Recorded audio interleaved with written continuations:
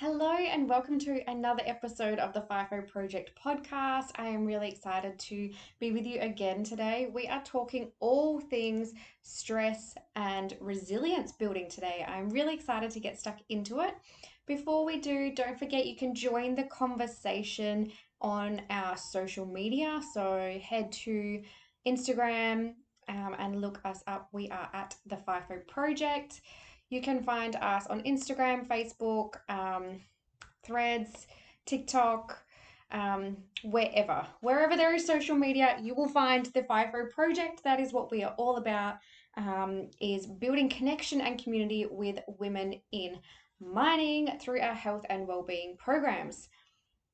I am super excited for today's episode. We are talking about stress, burnout, mental health, resilience building, and all those things that just make for a stronger person on the inside. So, we all know how we can be stronger on the outside, go to the gym, hit the weights, all those sorts of things, looking after our body physically, but how are we looking after our body mentally? There are so many people that I am talking to lately, they're like, I'm so stressed, I'm heading towards burnout. Every day is a stress, there's just such a buildup of stress in people's lives. And when not treated, stress just turns into poor mental health. And the statistics for mental health problems with people in mining is, as I'm sure you would know, absolutely phenomenal. They are huge.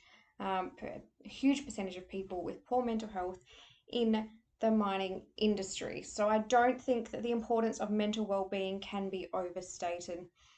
People in mining face really unique challenges and stresses in their work environment, in their work life, and prioritizing mental health is so crucial for just maintaining that overall mental well-being, resilience, and productivity, because it does affect your productivity in your day-to-day life as well. So let's get into it for today. Let's talk about it. This is going to be a great episode, a great chance to join the conversation. So make sure you do. Tomorrow, when this goes live, we will have our question box up in our stories so that you can join the conversation. We love to hear from you. Last week, we heard lots of stories from women about their toileting and periods in the bush and how they cope with it and what different companies are doing to support women. So it's not just the bad stuff. There's plenty of good stuff that's happening out there too, and we are here to talk about all of it.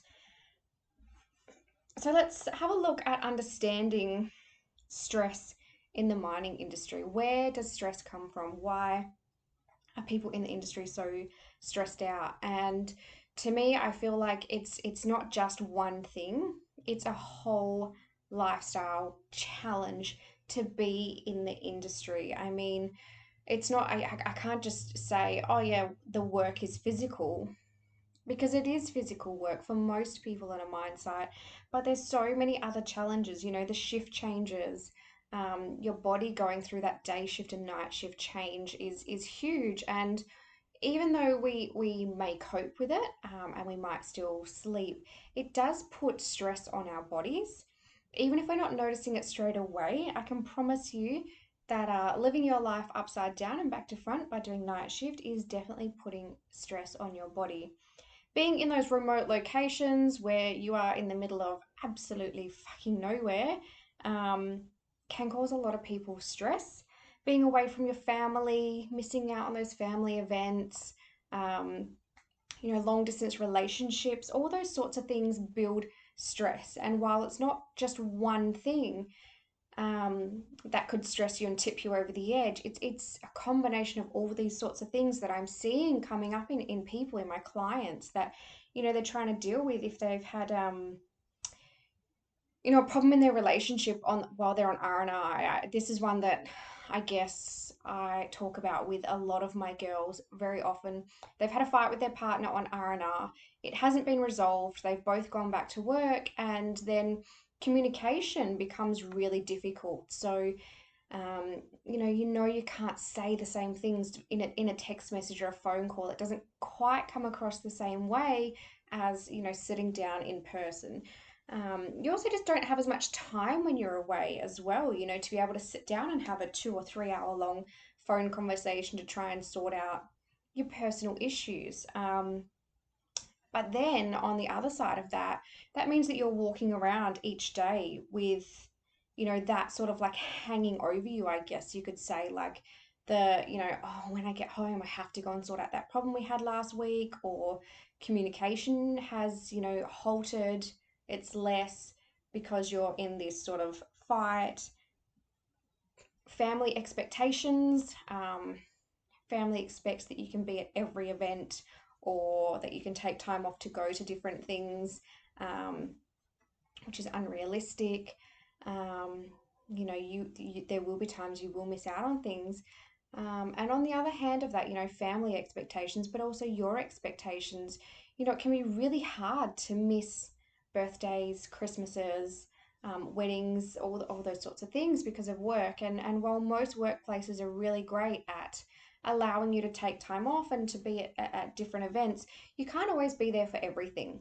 And so, that's another little thing that adds another little bit of stress into your life every day. And when you combine, those personal things, relationships and family, um, long distance, remote locations, shift changes, all those sorts of things, with the actual job itself, you're in a bit of a mix of, many stressful things there. And the job is physical, the job is demanding, the job has long hours, the job, depending on where you are, the job could be, a lot of my girls are essentially doing more than one role.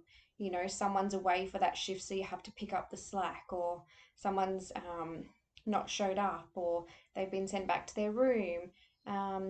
It falls on your shoulders, and the people that are there to pick up the slack and to, do that work as well as your own work. So, one of my girls, was probably only a month ago, we sat down for a coaching call, and she's like, I'm so tired, I'm so burnt out, I'm fucking done. And we sort of had a bit of a chat, and I was like, unpack it for me. And she's like, I'm doing 4 roles at the time. People weren't showing up, someone got fired, another person didn't show up, another person was on annual leave, and she had to pick up the slack for it all. And she was going to the gym, she was eating well, she was sleeping, she was doing all these other things right, but just the pressure of doing 4 people's jobs every shift was so much that the burnout was just immense. So we talked about different strategies for her to sort of deal with those. And then, going back the next swing, it was like having a conversation and getting that from doing 4 people's jobs down to maybe just doing your job. The next swing, she ended up doing 2 different jobs. And she was like, I could cope with that. That was much better. And I know that next time I go back, it'll be back to just me doing my own job. And that was just through having conversation with some of the supervisors on site. But the job is demanding. It doesn't matter whether you're a tradie, whether you're what sort of role you're in there. The job itself is quite demanding, which adds, a lot of stress. And when you're dealing with a job like that, where your people at home, whether you've got a husband, wife, kids, mum, dad, whoever you've got at home, they don't always understand what the job is. They just know that you go away, and then you come back again. And I guess when you're coming home every night and you're like, oh my God, this happened at work today, that happened at work today, you can sort of get more of an understanding about the job. But when you're leaving and you're not coming back until that job is completely done, you've done your week, then you come back, you've had that time to sort of de-stress on the plane on the way home. It's hard for the people at home to understand. And I think that's where this communication pressure and stress can come into it, because, you're going up there and absolutely just putting so much stress on your body and on your mental health, and then coming home and no one quite understands what it's like. And that can just add, another layer of stress, I guess, and communication breakdown, because it becomes difficult to talk about with a lack of understanding. So let's talk about strategies, coping strategies. What are people doing in the industry? I guess you know poorly managed stress becomes, when not treated or when not dealt with, it becomes, like depression, it becomes anxiety. And personally, I think this is my personal opinion, and I know I could cop a fair amount of shit for this opinion, but personally, I think that a large portion of mental health problems when it comes to depression and anxiety are caused by years of poorly managed stress. And I know that that's a big statement to make and it sounds very controversial. And I do understand that mental health is very real and that some people are just, they really struggle no matter what they do. They've tried everything. I understand this, and I'm not downplaying mental health problems at all, but I'm just saying that I think a lot of people have really poorly managed stress levels, and it just snowballs year after year after year, just not managing stress, not managing burnout, not managing daily living things like job stress and relationship pressure and all of these things. And 3 or 4 years later, it's like, oh, I've got depression, I've got anxiety. When really, if we sort of stop and have a bit of a check in with ourselves, hey, this job is not working out for me. There's too much pressure here. I'm getting too stressed out. I'm stressed being away from my family. Long distance relationship is too hard. There's too much pressure. If we had have just like looked at things and better managed things back then, would it have still turned into anxiety or depression? Would it still have become a mental health problem? Or would we have been able to manage our stress better 3, 4, 5 years ago and been able to get ourselves through that just by changing our circumstances and managing our stress? So I know it's a big call to make, and I know that people are probably going to have a lot to say about that. So yeah, I welcome all feedback. I really do. I really welcome the conversation. So, join the conversation. There'll be a question box up on my socials, over on Instagram. You can let me know exactly what you think of that statement. But I think, my personal opinion, a large portion of mental health problems is years of poorly managed stress that have caught up to you. So take that as you will. So let's have a look at, okay, what can we do when we start to notice that we're getting stressed out, or our stress levels are getting too high. We have a bit of a check-in with ourselves and we're like, fuck, we did not do well today, or whatever it was. What do I recommend? What would I recommend? First of all, you've probably heard everybody say this lately. It is quite a trending word, but mindfulness. Mindfulness. And I know that it is very on trend to talk about being mindful these days and to practice mindfulness. But why? Why is mindfulness so important? Being mindful or practicing mindfulness or meditation helps you to stay present. It helps reduce anxiety and it really improves your focus. So that's just like that internal check-in of like being mindful, like being present, being in the moment, focusing solely on what is happening and not going, tonight when I get back to my room, I got to go and see if I can sort out this fight that I have with my partner. It is just being in the moment. And then meditation, obviously quite similar, but great to do in your downtime when you're back in your donga. Just lay there, pop on a guided meditation. There's so many different guided meditations you can do, whether it's like letting go, whether it's sleep, whether it's stress, whatever it is. There's so many different guided meditations that you can do to help just draw your mind away from the noise. I think our mind, when we get stressed out, when we get overwhelmed, our minds just fill up with so much noise. And I think it can be really hard to quiet that noise and just take that moment to think, what do I need to be dealing with? I need to let go of this part of it. I need to better manage this. Just being mindful and having that meditation has been proven time and time and time again to reduce anxiety. This will come as no surprise to anyone, but the second thing on my list is physical exercise. You know, I'm a personal trainer. I spend my days in the gym teaching people about exercise and how important it is to exercise on the regular to release endorphins and manage your stress better. It literally reduces your stress levels. Um, and it just releases all those beautiful happy hormones that make you feel really good. And yes, I can hear you, but I work 12, 13, 14 hours a day. How do you expect me to get to the gym? Believe me, I am hearing you. There are so many different ways to incorporate physical exercise into your day. And please do not say to me, I've got a physical job, that's enough for me. Everybody on site has a physical job, but do you know the amount of people that come to me and say, I've gained 10, 15, 20 kilos since I've been on site, but I'm doing a physical job, so I don't need to go to the gym. Well, you're doing something wrong. If you've gained that 15, 20 kilos since you've been doing that job, but the job is physical, I think that speaks for itself. There's still something missing. Weight training, strength training, is very, very different than just having a physical job. It is a time to zone out, it is a time to concentrate on exactly what you're doing in that moment, to focus, releases all those beautiful happy hormones that make you feel really good. For women, it reduces your risk of osteoporosis as you get older. It's just there's so many benefits of strength training. And while I know it is hard to do it on site, there's a couple of ways that you can incorporate it into your routine. So one thing is getting up a little bit earlier in the morning. Yes, I know you're already getting up early.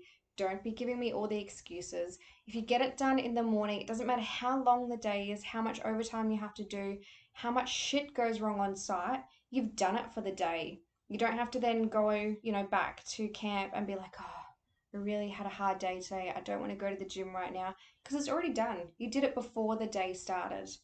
Another thing that I do a lot with my girls is when you see a personal trainer, they will give you a program. Most of the time, people like a big program, they like lots of exercise and they like to go and take their time in the gym.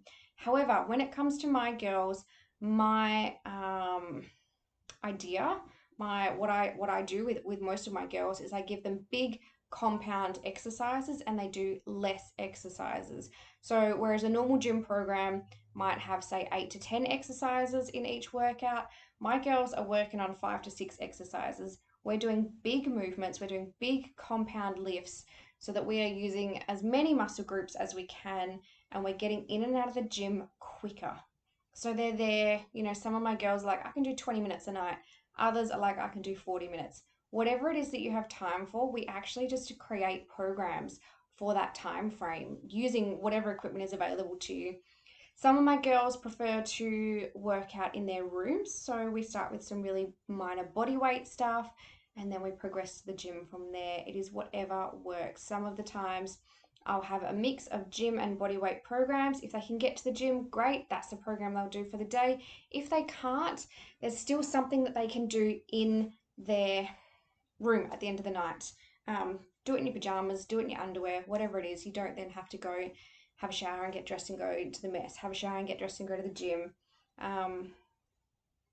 So physical exercises. No surprise that I've added that to the list. Breathing technique. So practice deep breathing. Breathing literally switches the side of your brain that is working by breathing correctly, by slowing down your breathing. If you take a minute when you're getting stressed out or when you're feeling anxious and you take a minute and just stop and focus on your breathing, you'll notice that you're taking really short, shallow breaths and you're breathing a lot quicker than you should be. If you literally just slow your breathing down, do a nice deep inhale, hold for a second, and a nice slow exhale, it will literally calm your nervous system on the spot. It is the quickest way. I've done a lot of breathing stuff with a lot of people that have anxiety over the years, my own family included, and you can see the change when they start to take those deep breaths. It's not always easy. And that's why it's really important to practice it when you're not feeling stressed and anxious. Practice breathing techniques so that when you do find yourself in that moment of stress and anxiety, you actually already know how to do that deep breathing. It's not such a new concept to you, so you can do it a lot easier in the moment. Time management, being a little bit more organized, writing down a routine, having a bit of a checklist of what you want to achieve in a day, setting some realistic goals and expectations of what you can achieve in a day is really good. Social support, we all know having family and friends, good work colleagues, friends back home, people that you can talk to, come back to your room at night time and text someone. A lot of my girls will text me, a lot of my clients will text me. When they've had a bad day, it'll be, 8:30 at night, and I'll get a few messages come through. I've had a shit day today, but I still went to the gym, or I've had a really shit day. That's happened at work. I'm feeling really bad or really down or really stressed out, and we just have a chat through it. And I love that I can be that support for people. And, I know that I can't be available 100% 24/7 for my girls, but I know that late in the evening when they get back to their room, if they've had a bad day, I love that they can feel that they can text me and just be like, hey, I've had a shit day. It's not just going back and talking to their husband or their wife or their mum or whoever it is. They know that they can text me and be like, I need some motivation. I need to de-stress. And then we'll usually talk through what to do. We'll talk through tomorrow's a fresh day, do some journaling, write some stuff down, do a meditation, whatever it is you need to do to feel better for the next day.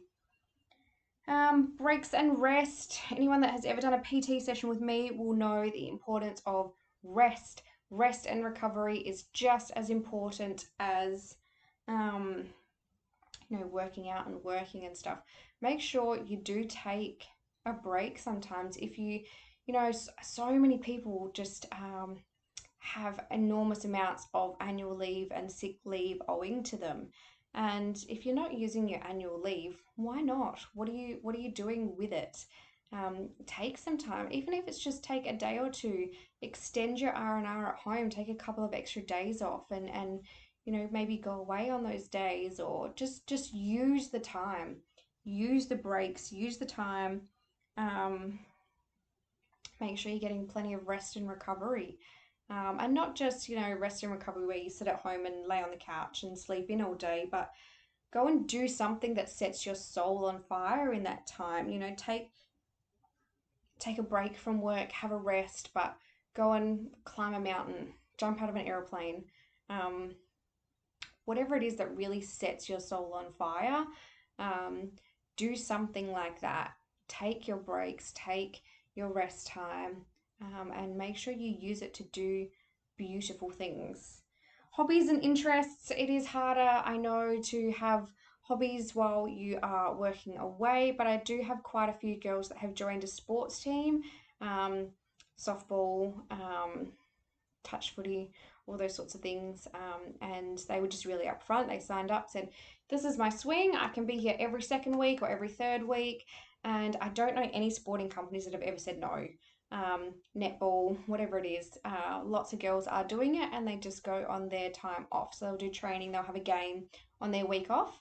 It's a really great way to meet people, to sort of get outside your comfort zone, maybe, to have a bit of a hobby, stay fit in a different way, and just, socialize, get out of the house. Positive self-talk, so that's all about our language. We talk through that a lot in our mindset workshops, the language that we use, moving away from the I can't do this, I can't do that, I feel like shit all the time. Even things like claiming your anxiety. So many people say, oh, my anxiety, my depression, my this. Fuck that language off. I am feeling anxious in this moment.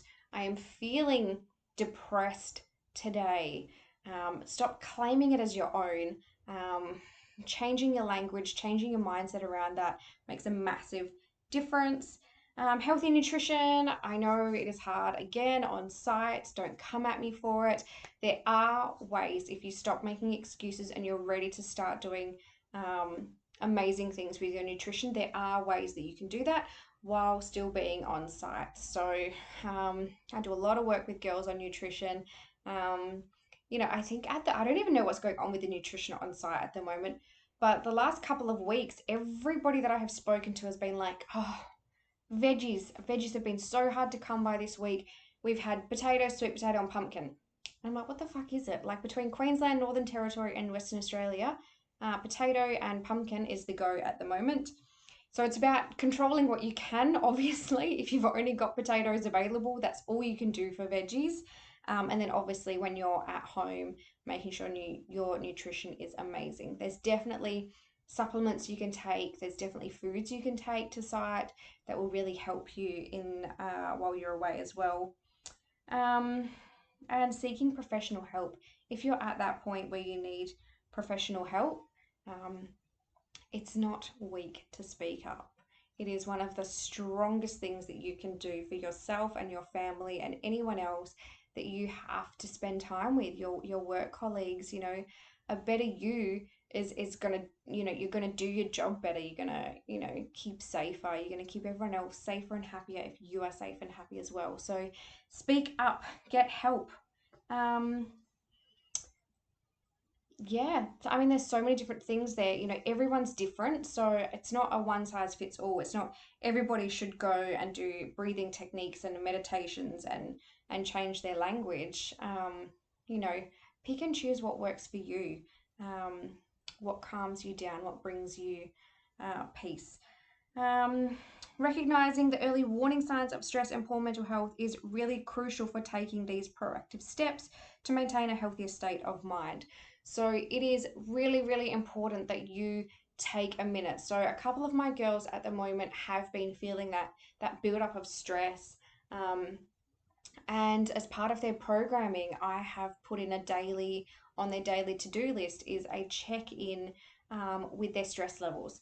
So it's literally just on their to-do list, as well as, doing their 12,000 steps a day, drinking 2 liters of water, doing their workout for the day, journaling, whatever else it is that's in their habits. I've got one in there that's, checking with your stress levels. And that's literally just to sit down and take a minute and go, how am I feeling today? What have I handled well? Have I, you know, am I too stressed out? Is there something that I could have done differently today? How am I really feeling deep down? And just today I was talking to a client who has been doing that, and she said to me, gosh, it's been so good. It's really just been a moment to check in and see how I'm going. And she knows then that, if she's, I've had a really stressful day, I haven't coped very well. Okay, well, what strategies do I have? What tools do I have in my toolkit that I can use so that tomorrow I don't feel the same way? And that's just been really beautiful to see her, managing her own stress levels like that, having that I guess it's like a really honest conversation with herself at the end of the day. Um, so really common signs, I guess, if you feel like you're getting stressed out and you're like, hey, is this me? Do I need to start like having this check-in? Irritability, I guess, is probably one of the biggest signs. If you're starting to get irritable at every little thing that's going on, um, yeah, having trouble concentrating, that constant brain fog, really frequent headaches is a huge sign of stress. Stress headaches are the worst. They can then become migraines, and then we get all sorts of drama going on from there. No one wants a migraine. They are horrendous. A decrease in motivation. If you're just waking up every day and you're like, I'm not motivated to do this shit. Even on R&R, you're waking up and you're like, I'm not motivated to get started with the day. Um, Feelings of like anxiety, being like withdrawing from social activities, all those sorts of things. If you pay attention to those signs, they're warning signs. They're signs that your body is tired and worn down and stressed out. Other little things that I notice personally in myself is my jaw starts to hurt because I hold a lot of my stress in my jaw. So if my jaw's getting sore, I'm like, fuck, I've been managing my stress badly lately because I've been clenching my jaw. Also my shoulders get quite tight. And old injuries start to flare up for me. So, and I know that's because my body is under stress. There's increased inflammation in my body, and all those old injuries start to niggle again. I'm like, oh, my shoulder's a bit feeling that again. I haven't felt that for a while. It's because the inflammation's up in my body and my old injuries are starting to flare up again. And I know for me that that's a moment to just be like, shit, take a minute, check in with your stress levels more often and manage your stress better. And I'm saying this as someone that has been really poorly managing my stress levels this year. I've had some really big stuff happen this year, and I know that I haven't managed it as well as I should have, as well as I could have.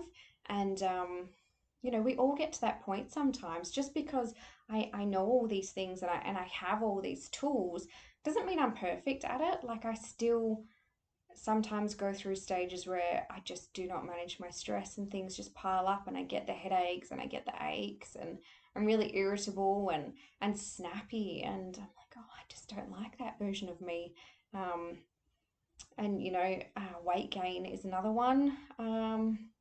Once your body's under a lot of stress, weight gain is a really big thing, and just poor hormones.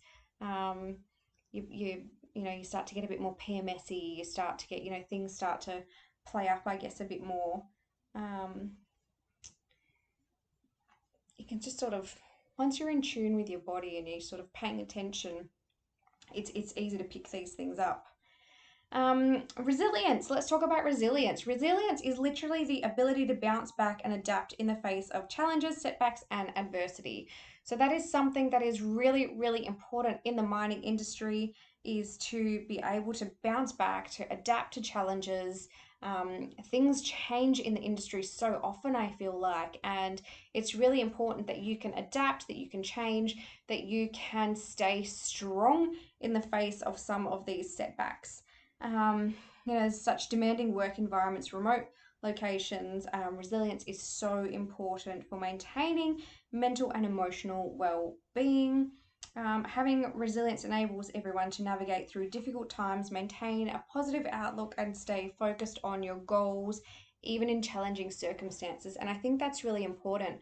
The part about staying focused on your goals. So many people come to me and they set goals and they set crazy big goals, and then shit goes down at work and they just want to throw their goals away. Resilience is about maintaining focus on those goals, being able to. So how do we build resilience in the mining industry? I know it is a hard industry. I'm not going to lie. It is a difficult industry, but building that resilience is so important. So it's about cultivating a support network. So whether it's your supervisor, your managers, or whether it's your work colleagues, whether it's friends back home, you might have even connected with someone that's on a different mine site doing a very similar role. Developing coping strategies, which we've talked about a lot, your breathing techniques, your mindfulness, your meditations, physical exercise, good nutrition, all those sorts of amazing things. All those coping strategies are really good for building resilience. If you are able to practice some of those coping strategies regularly, when something does pop up, you are in control of your own emotions and in control of your own reaction. So that you are responding to things, not reacting. That's, I guess, where that irritability comes from. When you're really irritable all the time, you're reacting, not responding. And I know that I do that with my children even. Sometimes my kids just drive me fucking crazy, because sometimes they just do, because they're kids. And I know that if I get really irritable, or if I'm already irritable from something that's happened during the day, I react to them instead of responding to them appropriately. Embracing a growth mindset. So that goes with, the language we were talking about before. Rather than, I can't do this, I can't do that. My anxiety, my depression stops me. I failed at this, I failed at that. I'll never be able to do. It's just embracing a growth mindset, changing that language is really going to build a lot of resilience. I think if we could change our language, resilience would be a lot easier for a lot of people seeking professional help and practicing self-compassion. So be kind to yourself. I have learned more from my failures than I have learned from my successes. And any successful person will tell you the same thing. Some of the richest, most powerful people in the world will tell you, I had to fail so many times before I got to this level. And, as a business person myself, I can tell you, I have failed so many times in so many embarrassing ways. And, that is what has helped me build resilience. Because every time I failed, I've gone, that's not going to stop me. Get back up and start again. Yeah, so those sorts of things are great, ways to build resilience.